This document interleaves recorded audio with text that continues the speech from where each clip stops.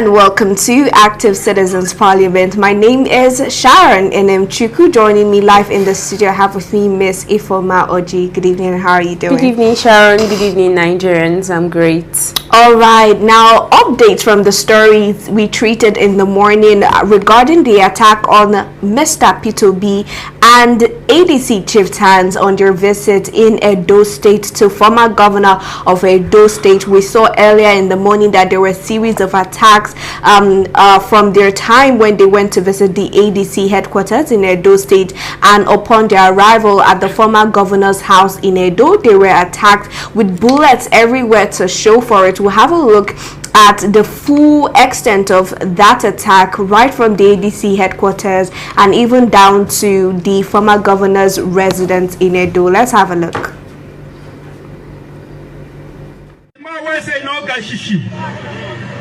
I am sending a direct message to him. There is a new sheriff in town.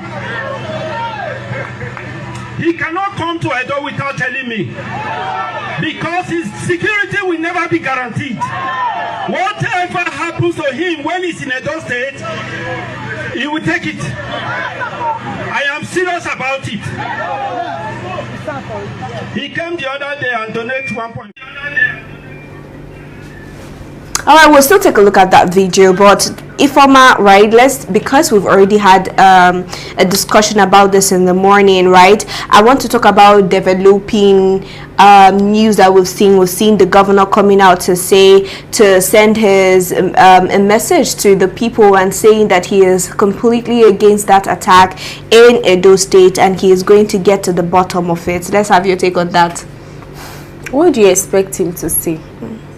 I mean, he has issued a warning earlier that Mr. Peter Obi, is to visit his state, that he will need to seek security clearance from him. And since that didn't happen, he followed this vicious attack on them, which I got the full details of the entire entire incident. Yeah. And it started from the secretariat. It was actually from the secretariat. After the bullets that flew in the secretariat, they still took the bullets to the house of the former governor of Edo State, and which is really too brazy for me. And I don't know how we've degenerated to this extent in Nigeria that they are now attempting a coup on our democracy, because I'm not going to, in the morning I called it a genocide attack on opposition parties. This time I'm calling it a coup, because I said earlier, I reiterated and I'm reiterating again, that politics is a game that everybody is supposed to play fairly. Nobody should be made to intimidate anybody. Since you said you're not scared of anybody, you're not scared of the opposition party, then play the game. Why are you scared?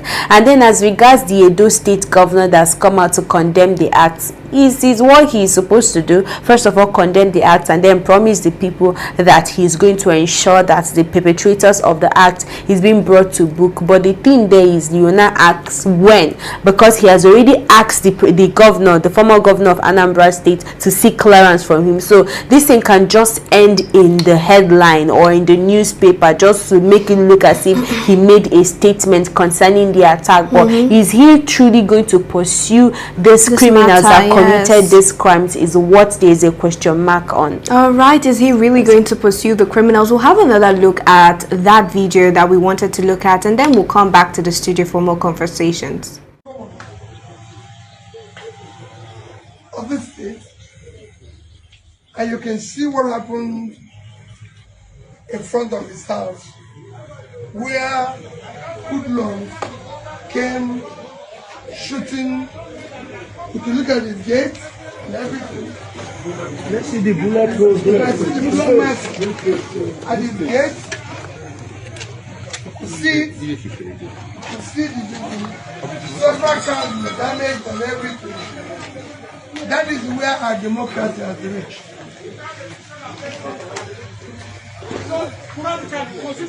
The hoodlums came for you to know what 2027 will look like. Immediately after we left the Look at the destruction that was done. ADC headquarters in Benin. We came into the house of Chief Oregun, the former governor, and these hoodlums started shooting. These are bullets. Started shooting. These are bullets. Started shooting, destroying vehicles. You see? This is the ADC State Secretariat. See the injured. Look at this one that was injured. This is the ADC State Secretariat in Edo State, Okbelaka. We just received our dignitaries today. We had a Tikapi Olumide Akpata was decanted to the ADC, and Peter Obi was here live and direct to witness it. Just few minutes after the event took place, the APC sent their thugs. They came in numbers with a Sienna unbranded vehicle with pop action. They were shooting. They destroyed vehicles. They destroyed this woman's vehicle. Look how they scattered everywhere. This is the woman who sets up in the secretariat. Look at that things that were destroyed. Is this the kind of state Mondo Pueblo wants to preside over? Look at this water destruction. They said the woman was shot on the neck. The woman has been rushed to the hospital. They shot the woman on the neck. Many people were beaten and were injured. Look at our DJ, the DJ who covered the event. You can see all his vehicles have been destroyed. They stole the laptop of the DJ. They scattered his phone and his laptop was stolen. And look at how they were scattered everywhere. See, destroyed bottles. They came with guns. They say all of them were having pop action on their house and they were shooting sporadically in this venue. Look at this guy's bicycle. They stole his bicycle. Look at it's like they beat people. Look at what happened. See, they destroyed what is here. See, this violence cannot allow to continue. The power of the DJ we are taking. See, this is Edo State, and the power of opposition cannot be subdued. Everybody who wants to join the APC must be allowed to join so. We have the right to gather, we have the right to participate. Any form of intimidation and oppression that they are using in this state to oppress us will not be allowed to accepted. This is totally unacceptable. Nigeria cannot survive. We cannot be a one-party state, and yes, the government is seeking for 2.5 million votes. Imagine that vote. But to pray thugs to hand and fight the opposition. See, Nigeria cannot be sustained in this manner. Mondo Pueblo must get the message clear. And we will continue to stand our ground. Enough of this killing, enough of the shooting, enough of the destruction. Many people were destroyed. Look at them, they were destroyed. We are beating. It is only God that we tell. We have seen tyranny before. This is not the first time we have seen tyranny in this country. We have seen tyranny before, and we stand and resolve. Just imagine if we are still in this secretariat holding our meeting. AG Peter Obi was here. Olumide Akpata was here. Principal stakeholders were here, and yet they choose to unleash violence on us. We will not continue like they look at our chairs. People despise principles immediately, and yet they say they want to sustain democracy this way. This way, we will going to stand against them. We will not relent. We will certainly not relent. We will going to stand. We will going to stand. ADC will going to stand. The other time, a few weeks ago, they tried to burn this place down. Today, they release violence on us. Nigerians, please be aware. Please be aware. Please be aware what the APC in Edo State is doing. President Bola Tinubu, you cannot see and not seeing them. You can't see and not seeing them because they are doing this for you.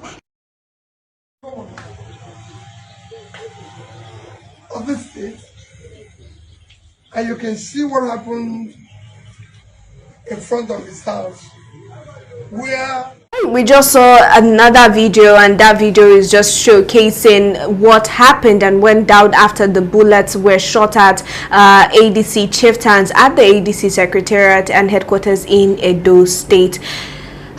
You know, in the morning, right, when we're having a conversation, Mr. Peter Obi was addressing the little crowd that gathered in front of the former governor of Edo State's house, and he said something about we can't be running from terrorists and also be running from politicians. And I know we've already established the fact that this is not the type of politicking we want to see, the type of politics that we wish to see, but it's undeniable that this is what it is already, that this is how it is when we talk about Nigeria politics. Now, if we think back to when a Canadian court described or called the APC and PDP as terrorist organizations, I think this acts like this would give international observers more reasons to see us as a violent prone country, even with our democracy, even with our politics, our government officials, because it shows you don't even have respect for the opposition. When you look back to the United States and the presidential elections that brought in Donald Trump, the other one, right? You see when he was talking to the opposition, and they will be having debate and all, they acknowledged he acknowledged her as an opposition. That respect was there. You don't have to love your opposition, you don't have to want to be friends with your opposition, but just that respect is there, and I think we lack it here. What do you say? First of all, I wanted to talk a little on the incident that has been happening, the different attacks on the opposition party, most especially the ADC. Now, there was an attack on ADC meeting in Lagos one time. I don't know if it's this year or last year. I think that was last year. But there's another one that I'm certain of, which village boys in ADC, they were having meeting in Kaduna State, and thugs came and disrupted the entire distance. So it's not once, it's not twice. They've been serious attacks, consistent attacks on ADC, which is in an opposition party, and it's no longer news that they are targeting Mr. Peter Obi. It's no longer news that they are targeting the opposition party. So if somebody says that this is the doing of APC, we cannot say it's not the doing of APC, because the backgrounds and the history is already there to tell you. You know, someone said, oh, APC, they have a history of violence. And you know. Yeah. And then talking about respect for opposition parties.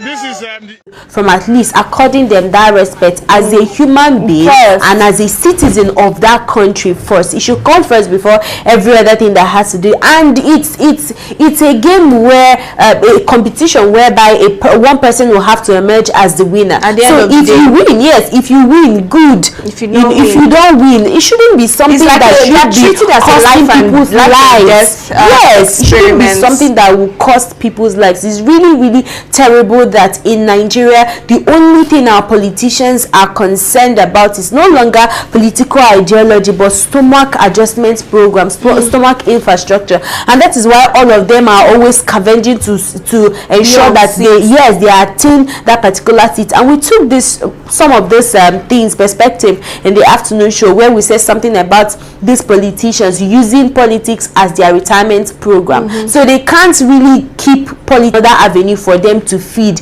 which is supposed to, I feel like retirement plan is supposed to be a time for people to rest, reunite with their family, bond with their family, but instead they start going on political pursuit, which is not supposed to be so. But returning back to the topic, I think that there should be mutual understanding and respect between opposition parties, even if they are not in good, they are not of the same interest. They don't share the same political values and ideologies. I do agree. And you know, a lot of fingers have been pointed at the Edo State Governor Monday Okpebolo, and we're going to take a look at why that is so. Right, there is a video circulating online that has come back online where Governor Okpebolo was warning Mr. Peter Obi not to enter Edo State without security clearance.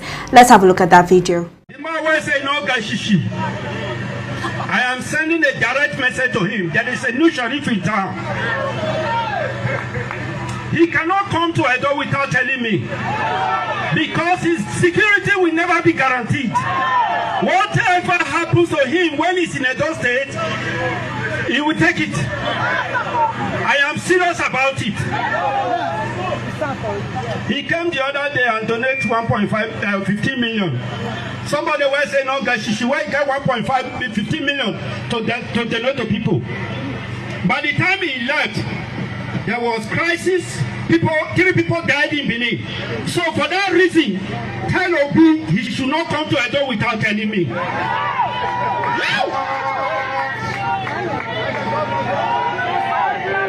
be said with the grace.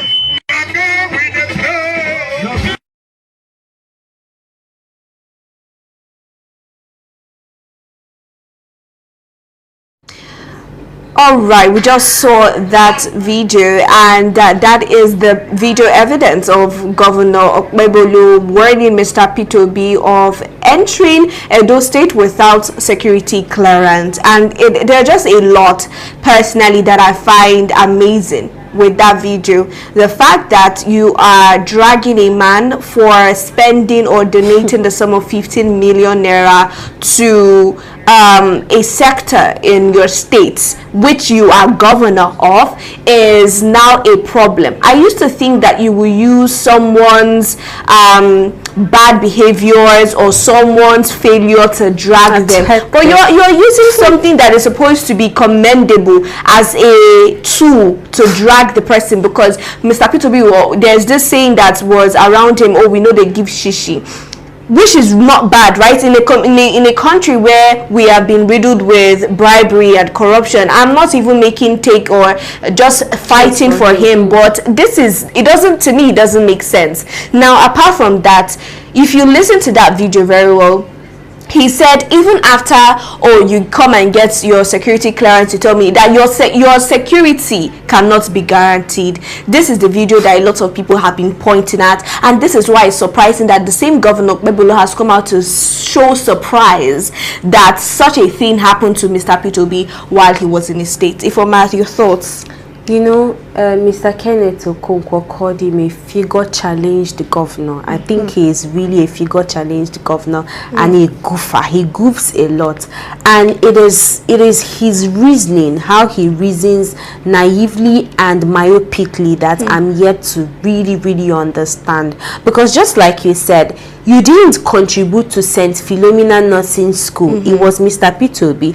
All the way from his state, he came to your state to help drive development to your state, and instead of appreciating him and commending him, even though that led to, I think, a death of a particular student in the school, which was what prompted him to make this statement of his, but that shouldn't erase the fact. I think there was a stampede in the school, so I think a student died. I remember then when I took the story, I saw it on socials. That was what led to this particular statement. But that shouldn't have deterred you from at least, first of all, appreciating his philanthropic efforts in your state. Now, instead of you to use, the bad attributes, maybe what he did in Anambra State, what he didn't do well in Anambra State, to attack him, you're using his good deeds to attack him. Is for you to see the people that Edo State elected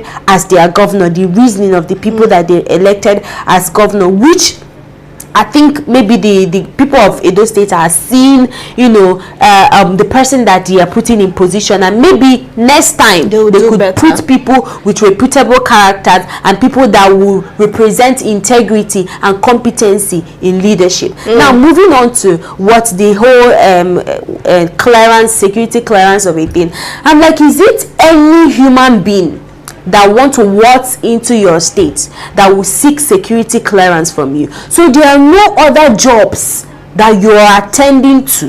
The only thing now that you attend to now is people coming into your state to come and seek security clearance, as if the people in your state have security. Talk more of people outside your state. Seriously, there are things that we talk about here, and I'm like, pour me water. Like, it's not aligning at all. It is not at all.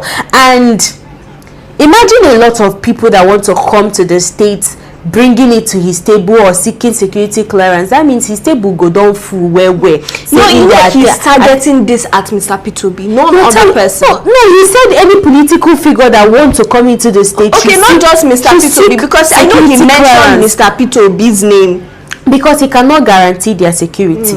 And where I'm laying emphasis on is the people in the state. Now, there have been a lot of terrorist attack in Edo State. What has he done there as the chief security officer of the state? Talk more of people outside the state to come inside the state. And let's not forget that as a citizen of Nigeria, you are entitled to movement, freedom of movement, so long as you are a citizen. Even if you are not a citizen citizen of Nigeria, if you're a visitor, you're entitled to visit any state that you want to visit. And it's not just Mr. Peter Obi that visited the state. There were other governors that visited the state. You know, so what exactly is your problem? He said something like, there is a new sheriff in town. Now, my question is, first of all, Mr. Peter Obi is not from Edo State. He's not from Edo State, right? He's not contesting for governor of Edo State. He has never been governor of Edo State. If you're saying there's a new sheriff in town, it's as though Mr. Peter Obi has once held a position of power in Edo State, and now the power has changed hands. So there are just so many things I do understand with that particular reason at all. I would like us to take a look at Kenneth Okonkwo's take on this particular event, and then come back again to the studio.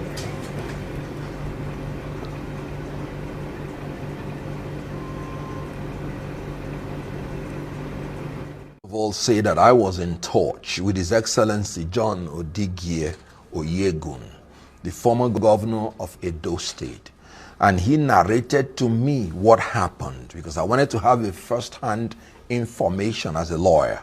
We'll call it direct evidence. And so it's no longer allegedly. It happened. This was an assassination attempt by people I can describe as either the governmental people or their agents. And why did I say so? Governor Okpebole, recall. That's the governor of Edo State. The governor of Edo State. The figure challenged governor of Edo State. Recall that he once warned Peter Obi that he should not step into Edo State except he gets clearance from him, and that his security will not be guaranteed. I remember I was in your studio to warn that this is a threat to the life of the opposition leaders. Today, where they wanted to welcome Olumide Akpata, the former president of MBA, because this is an attack on MBA. That's the Nigerian Bar Association. Nigerian Bar Association, right, into ADC. What they met was about convoy of 10 vehicles with one pilot vehicle controlling them. They went first into the venue where the event took place, and they had left there because they heard that people were coming to attack them, and they ran into Oyegun's house. To confirm their seriousness, they chased them. After shooting things in that venue, they chased them into Oyegun's house and blasted the gate and all the vehicles that were there. So this was an assassination attempt. Right. This is genocide against political opponents. You know, this government... genocide might be an extreme word. No! This government has started trying to do genocide against political parties. You must have heard when they said that it's like we are tilting towards one party state. And this was orchestrated by APC to ensure that there is no other party. That is what genocide means. Yeah, but having failed to genocide all the political parties, because ADC from the kingdom of grace just emerged, their only choice now is to wipe out the opposition leaders. And that is the next era they are going into.